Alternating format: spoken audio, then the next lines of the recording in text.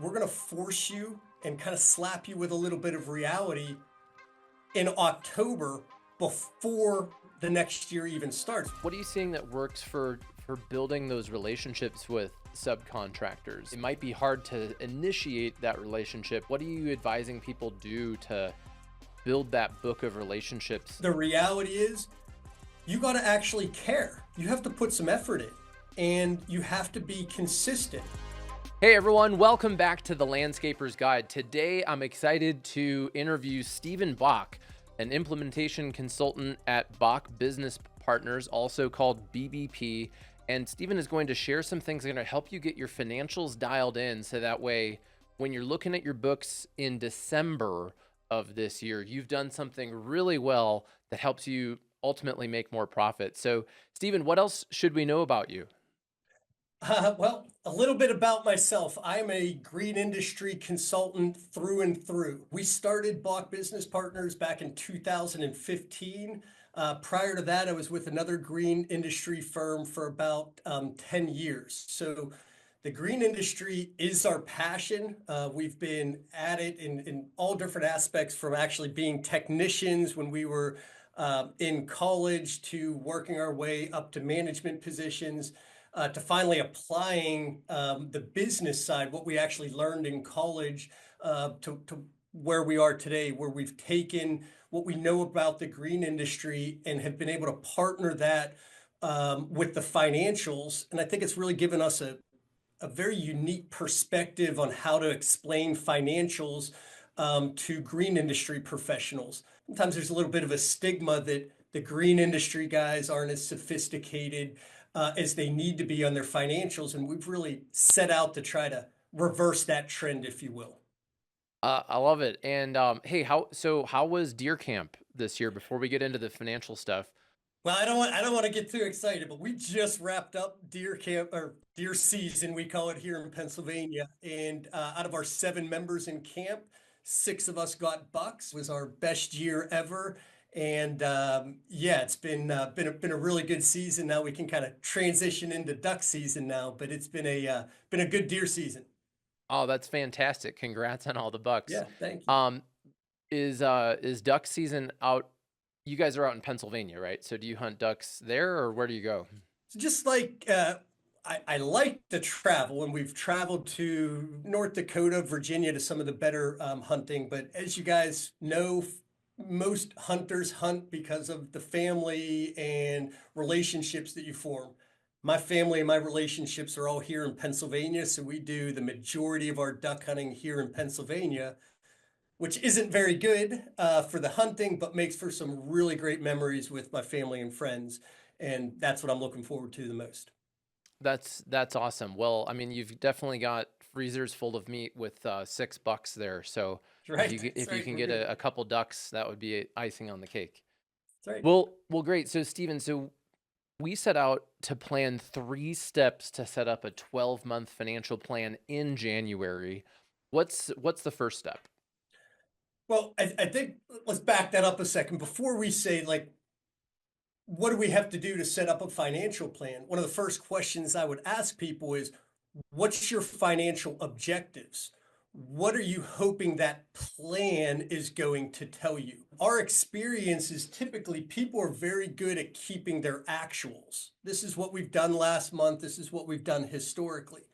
But when it comes to forecasting out what they're going to do and predict what they're going to do, they have a really hard time with that. And so I guess it would start with, what are they trying to accomplish um, financially before we start to narrow in on the metrics that will help them build that financial plan, if that makes sense. Well, yeah, it does. And I think sometimes it's helpful to hear what are examples of goals, right? So sometimes people will come to you and say, what are your goals? And sometimes you're like, well, I don't know. I want to make more profit, or I think I need to hire another crew, but I'm not sure if I have the cash flow to do it, or things like that. So what are some examples of goals that landscape companies, especially north of maybe 1.5 million up to 10 million, as they're growing? What are some of the goals that they might consider having? Great question. So I think a lot of people think it's some sophisticated process of how they're going to come up with their goals. And sometimes it's as simple as sitting down in a strategy session with the ownership team and saying, what are you trying to accomplish? And things that are popular that we hear are, well, I want to hire a few more key people. I want to get into a new territory. I don't care about growth. I need short-term cash because I have a lot of debt that I need to pay or equipment that I want to pay off. Others say, I don't care about the short-term cash flow. I want the long-term equity and the long-term growth. I'm trying to build something different. So based on what their goals are, then we can start narrowing down what they need to do. But it really starts with what their financial goals and objectives are, and they can be as formal or informal. Sometimes owners just say, man, I just want to be able to comfortably make payroll, comfortably pay all of my notes and loans that I have, and that's it. Others say, man, I need to grow by 20%, or I want to get to the next town over. So it's really dependent on what the ownership team is trying to accomplish. Well, I'm curious. I'm thinking of Dave Ramsey, Mhm. and I like a lot of his content. Not all of it fits with what I want to do, but he has his 7 baby steps. I'm Sure. curious: are there steps that people should consider before before I get to hiring key people? I would think I would want to get my short-term cash under wraps, or I'm just curious if you have a hierarchy or an order that you would generally advise landscape companies to follow. Yeah, so typically in our world, growth is harder to get than fixing profitability. So making sure that they're not getting wide-eyed on their goals, where I want to be a $20 million company, but they don't have a systematic way to get there. They just want to be a $20 million company. So some of the very first things that we look at is their sales plans. And almost more important than their sales plans, and this is a concept that not a lot of people understand, they'll just say, well, I want to sell this much. I'm going to sell this much work. The bigger question that we help them answer is, when will those sales turn to revenue? What I mean by that is we could make the sale right now, but how much revenue will we actually recognize in 2025? Especially when you're talking maintenance. Maintenancers, typically we coach that they pay the same amount all 12 months out of the year, right? They're going to pay the same amount to us in a contract. Well, if we sell that contract in July versus January, there's a significant difference in the amount of revenue the company can realize. And I think people really have a hard time calculating when they're going to make the sale and when they're going to realize the revenue. In the project world, we might make the sale in 2024, but we might not do the work and recognize the revenue until 2025. And I think the bigger the companies, the more dynamic they get, the harder that is to calculate. When you're a small $500,000-$600,000 company, pretty much you're selling it and doing it the same month. As you start to get 3, 4, 5 million, 10 million plus, that's not the case. And making sure people understand how to convert their sales into revenue is an area that we constantly get a lot of questions on, and kind of toot our own horn, probably one of the areas that we excel at in teaching our clients. Well, great. So, Stephen, this is the first thing we said we were going to talk about in the 3 steps after we get our goals clear is a revenue to sales conversion. So, what's maybe one thing that people could take away on that revenue to sales conversion that maybe is a common problem that you meet with people and the light bulb goes off and they're like, "Oh, I had never thought of it this way." So especially going back to the recurring revenue and the maintenance sales. Again, our clients sell all-inclusive contracts where they pay the same amount every month. One of the light bulbs that really goes off on people is if you sell, just for math's sake, bear with me here, I'm a Penn State guy, so we're going to use Penn State math. If we sell a $12,000 contract, if we sell it in January and we bill them out $1,000 a month starting in January, we've hit our sales goal of $12,000 and we've billed out all $12,000. But in that same example, if we make that sale in July, we still have the same $12,000 sale. Penn State math, stay with me, but we only bill it out July, August, September, October, November, December. Penn State math, 6 months times $1,000 a month, we've only billed out, our revenue is only $6,000. And a lot of owners or general managers will incorrectly count that as $12,000. They'll say whatever their sales are, that's what our revenue is going to be. And I think understanding that difference of the timing of sales, of the difference of making it in January versus July, is a really pivotal point in understanding the revenue to sales conversion. So let me see if I'm doing this. I'm just curious what your thought is. The way I'm Sure. handling this in my own company is I would create 12 invoices in QuickBooks. Let's go with the July example. In July, and I'd create all of them. I would set the due date though to the month that they're going to be paid. And then in that month I would be able to look at that as a accrual sale of $12,000, but then I would run a cash report that would show when it's actually paid. That's on track, right? Very on track, actually. Again, you can have the sales, but if your billing terms, you're not billing that whole maintenance contract the same month you sell it. It Right. trickles in over the 12 months. And that's where I think we do a really strong job of making sure people understand that and the timing on it, if that makes sense. It does, because then I'm able to run a accounts receivable. That's how I'm then able to do cash flow projections at my own company. And the mistake I've seen some landscape companies make is they don't create those invoices until the month that they're due, and then they're not able to forecast the accounts receivable into the future, even though they've already sold it and they have a contract. Is that what you're seeing with your clients? Bingo, right? Exactly. So they see a $12,000 sale, but in this calendar year, they might not see all $12,000 of it, right? Because it's going to trickle into the next year. And I think that's where a lot of financial general managers, that's where the light bulbs go off, is they're saying, man, I wonder why we're always a little short. We're always chasing revenue. We've made the sales, but we don't have the revenue, or we don't have the cash yet.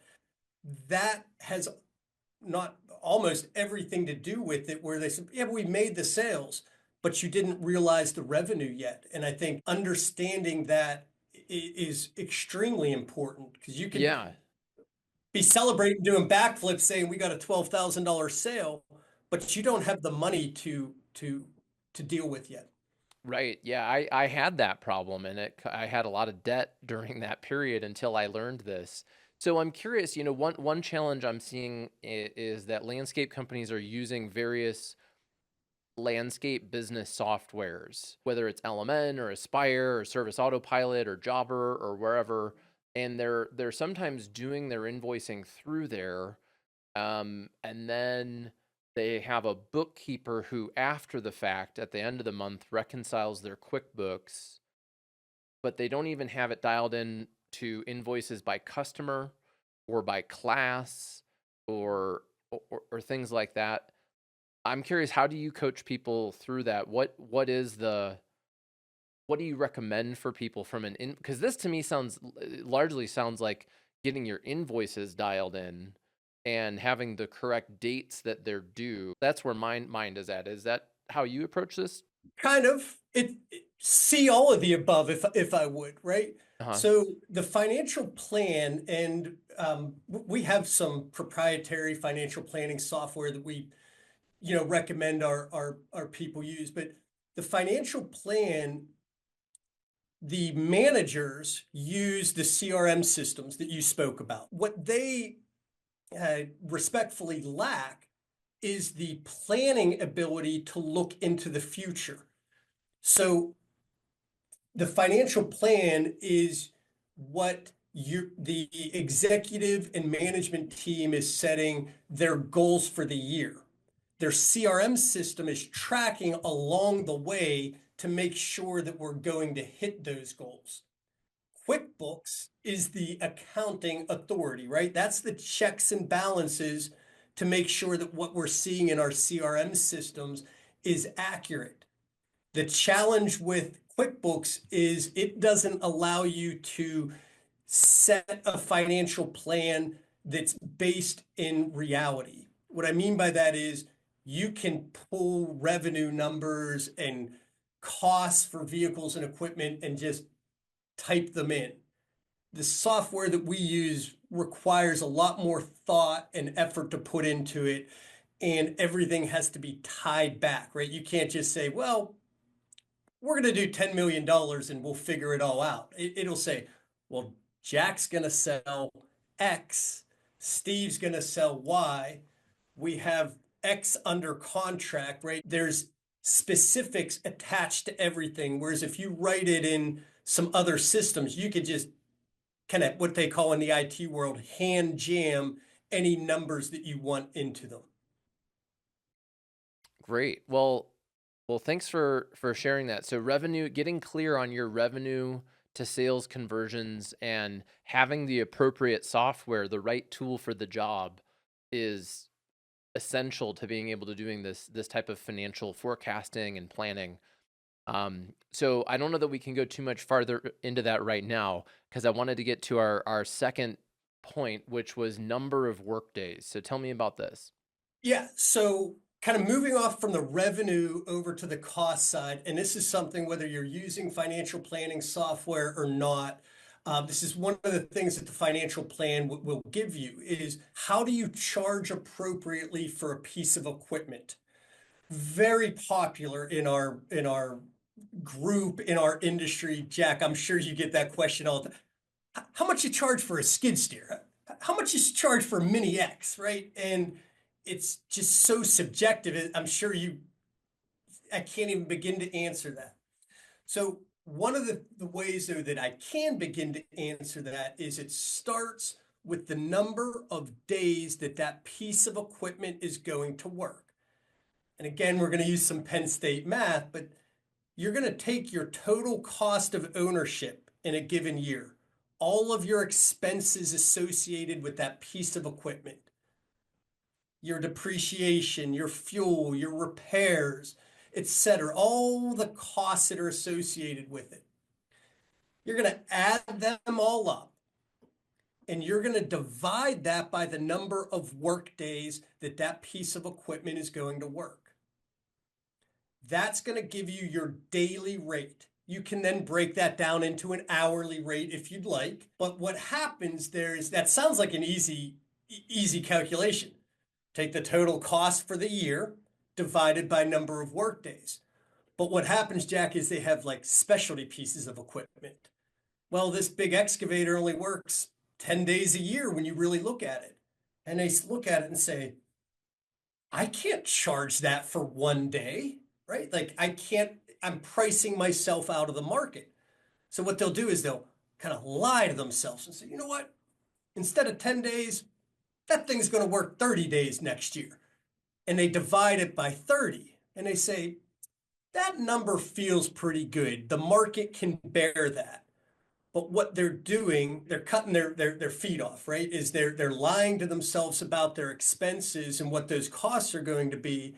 And then come the end of the year, they're sitting there saying, man, why aren't we making money?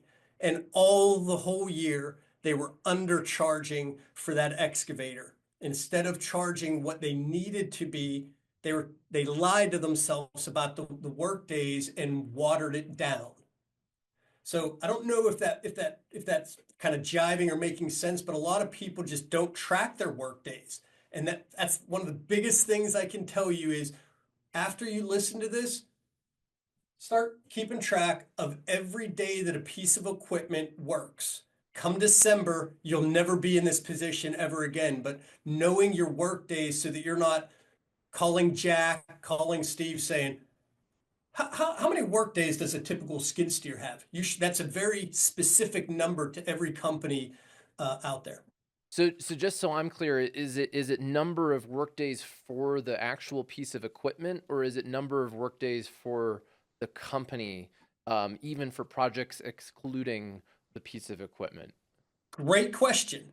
So for specialty pieces of equipment, it's number of work days. How many days is that Mini X or that skid steer going to work? For the trucks and the trailers, that's number of work days for the whole company, right? Because that's going to go out every single day. The number of work days for the trucks is typically the same for every truck, every vehicle in the company. It's the specialty pieces of equipment that people have a really hard time tracking how many times a year they actually use that mulch blower. It's not the 180 that they're using the other trucks for. So then when I'm pricing a landscape construction project that's going to have the excavator that is used 14 days this year, am I factoring it in so only those I guess so the cost of that equipment isn't factored into my overall overhead. It's only factored in to the cost per job. That's correct. That's correct. So our philosophy on the financials is we don't want to be charging when people put those specialty pieces of equipment into just general overhead. What ends up happening is they're charging people. They're like mow only customers are getting price sensitive because they're paying for skid steers, mini X's. So we take the approach of pricing those specialty pieces of equipment individually into the job when the job calls for it. That's different from the way a lot of landscape companies are doing it. That, as far as I know, is that what you see when people come and start working with you? That they're currently factoring it into overhead. Yes, I hope I don't come across insulting as I say this. In our world, when people lump all their vehicles and equipment into overhead and just come up with a rate for everything, um, that's that can kind of give off a rather lazy approach to financial planning where I don't know how to charge everybody appropriately for the equipment that they're going to use on the property. So everybody pays for everything. And that might not seem like that big of a deal, but when you start getting into the 10, 15, $20 million revenue marks and a maintenance agreement might have 5, 6,000 hours on it in a given year, if you're off by $3, $4 an hour, you're pricing yourself out of those large maintenance deals. And that's where we see it is when people put their vehicles and equipment into their overhead, that their overhead rate gets so high that it gets difficult to sell. Right now, I'm thinking about my snow people, and what about all of the heavy machinery they have to buy, um, and what about for the landscape construction companies that have the specialty equipment and they don't use it in a year though? So if I don't, like, part of me is like, oh, I see what you're saying because I'm going to overprice my maintenance. And then the other part of my brain is thinking, well, if I don't, and I don't sell enough of the landscape construction projects, I'm still going to have the payments that I need to make on the the heavy machinery, and I'm going to lose. I'm not going to cover my shirt. Bingo. So what we're gonna, and this is like the crux of the financial plan, is our belief is most people are in that position. They just don't want to admit it or aren't looking at it yet. What we're gonna do is we're gonna force you and kind of slap you with a little bit of reality in October before the next year even starts. We're saying, hey, are you going to be able to do this? can the market actually bear this? Do you have too much equipment? Do you need to look at renting? I know it's nice to have a whole separate snow fleet over there, but you're going to have to look at maybe using that snow fleet to do summer services. I know it's great to have everything separate, right? But that's what the financial plan will give them, that information ahead of time to be able to make those decisions. They might have too much equipment, they might not have enough equipment, but very fair questions. And that's what starts to get flushed out is I don't have enough work days if I just work it for winter. I have to work it on in construction in the summer or the numbers don't make sense. Fascinating. So to recap on this one, it was knowing your number of work days and dividing the total costs for the equipment divided by the number of work days. And for general equipment that's used most of the time, like trucks and trailers, it's total work days of the company. And for specialty equipment, it's only for the days that specialty equipment is used. That's correct. That's correct. Awesome. Awesome. Number Well, that one thing we see is they'll try to apply those bulk work days to the specialty equipment to try to get their estimated, their sales numbers down, which will have a really detrimental long-term effect on the business. cool. Well, hopefully people are not driving while they try and calculate that one. That's one that I would want to go home to my office and like spend some time looking at that. So that to me, that's a good takeaway, Stephen. Okay, the third and final one was overtime percentage. Talk to me Yes. about that.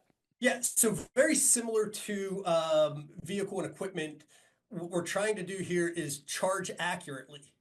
You're probably starting to sense that what we want to do is charge accurately, not the simplest way, the most accurate way, right? So when we talk about overtime, one of the things that the financial plan will do is how much do we have to charge per hour? Very similar to how much do I charge for the skid steer? I get the questions all the time.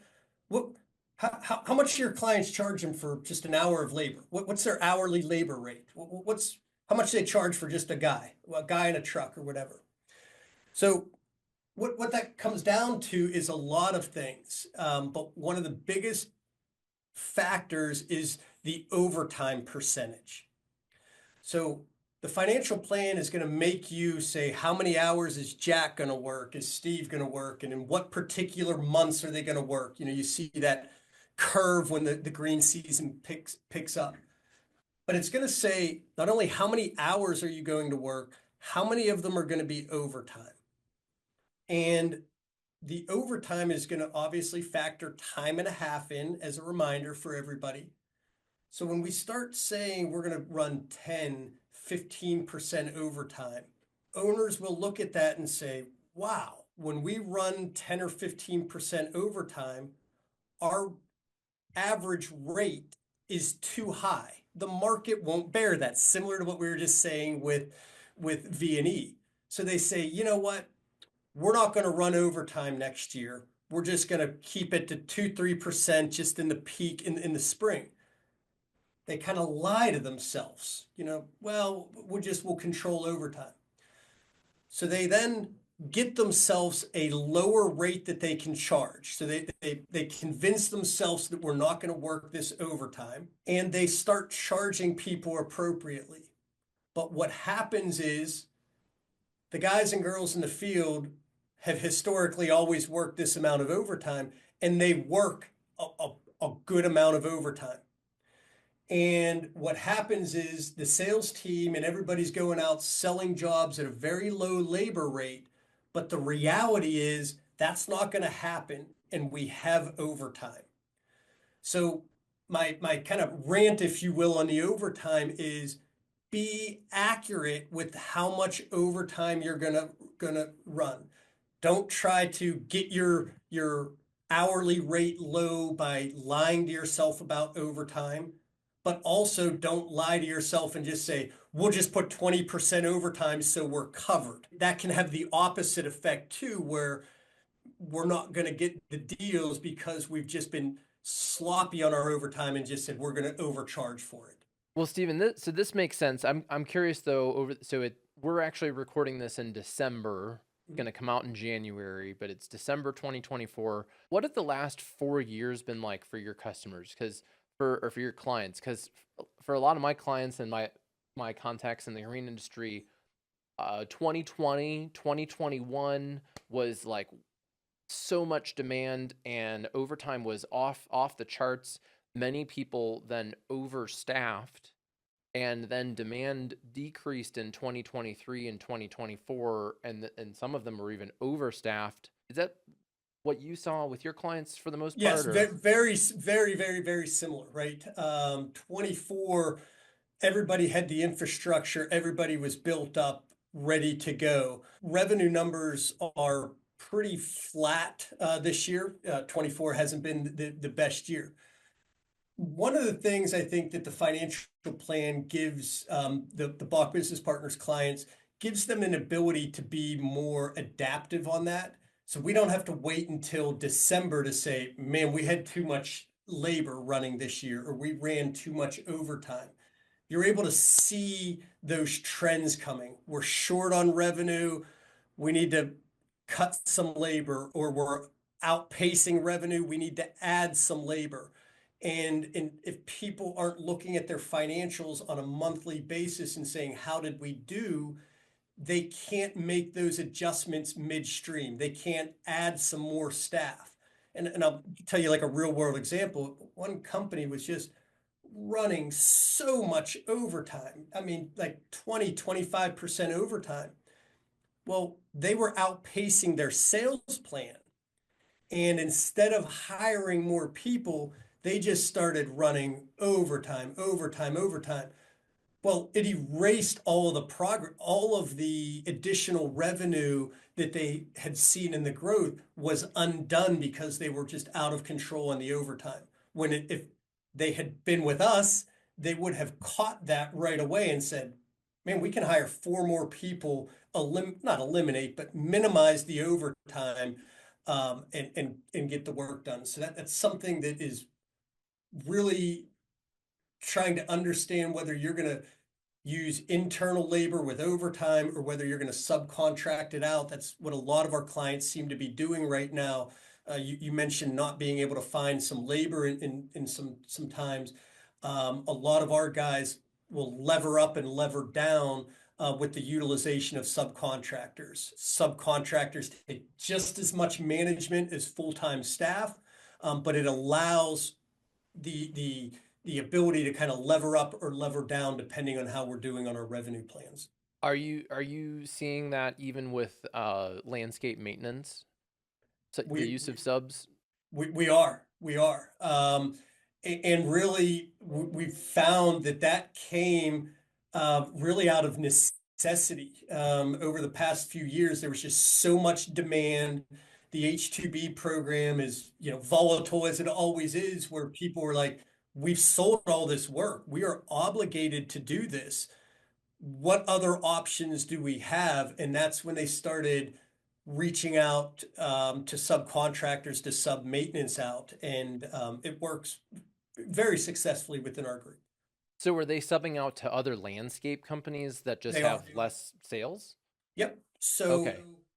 Bach Business Partners groups, we're in the $2 to $20 million range. They try to find subcontractors that are a little smaller, that maybe don't have the infrastructure. They might not have a sales staff. They might not have a real good management staff. Excellent at their trade, excellent at producing the work, but maybe don't have all of the administrative resources that we might have. So really the partnership, it's a two-way street where, hey, you can get us on these properties that we would never even be able to get the door open for us. And it works very well. What are you seeing that works for building those relationships with subcontractors? Because, let's pretend it's June. It Mhm. might be hard to initiate that relationship. What are you advising people do to build that book of relationships so they can tap those people as resources when they need them? I could give you a really corporate answer and lead you through our like Okay. five-step program, but the reality is you got to actually care. You have to put some effort in and you have to be consistent. I think the subcontractors has like a negative connotation where it's like, hey, here's a contract. Good luck. The successful programs, they're meeting with them very regularly, bi-weekly, going over feedback, giving them feedback, um, going over how they want their tracking, how they don't want their tracking. They're being very consistent. They have, the people, they're 6 months out in front of it. And I think it's just really caring about their success and not treating them like a subcontractor. They still have to have regular meetings with their managers to get feedback on their performance, feedback on what the customer's seeing. Some managers would say subcontractors almost take more management than full-time employees. So yeah, I guess that's the long way of saying you got to really care about them. So which role in, let's pretend you have a $10 million company, they do maintenance and construction. What role in that $10 million company would be managing these relationships with subcontractors?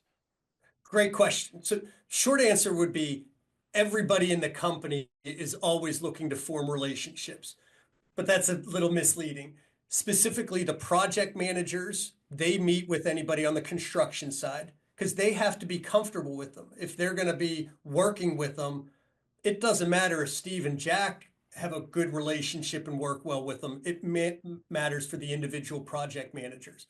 On the maintenance recurring side, in our world, that's the account managers. They manage the accounts and the employees and the financial side there. So they have to form the relationships with the people that they're comfortable with.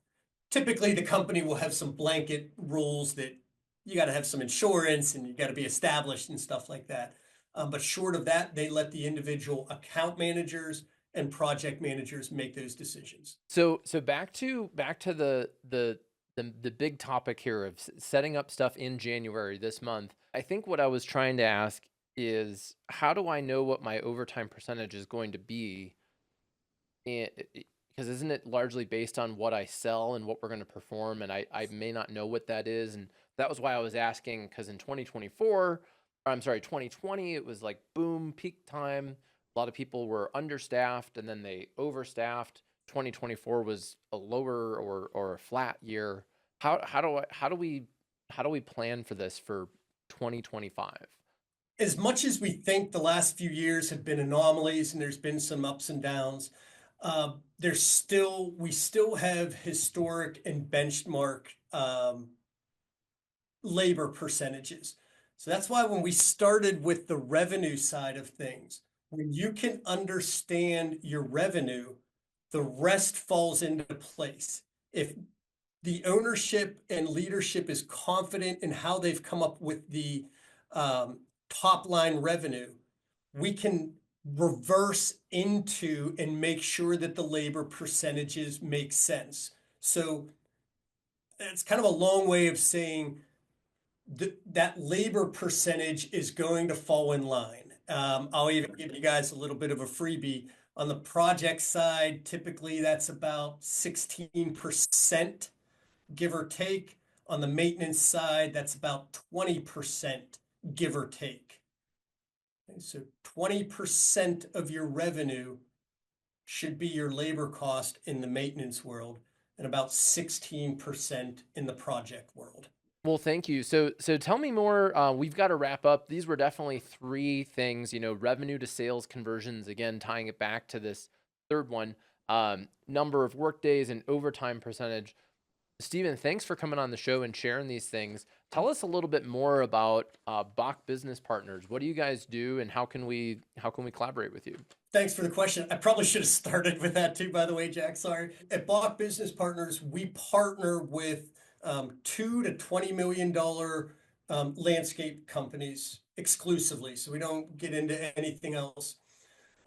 We have about 20 customers nationwide right now. And we help them from the financials to management and sales. We don't get involved operationally on here's how to cut grass better, here's how to build the wall better. We will help them estimate it and track it better and charge appropriately, but we're not the industry consultants there that get involved on the technical side. So if people are interested in contacting you, how do we get started and what's it look like? Yeah, the best way is to reach out onto our website. So there's myself and 4 other coaches.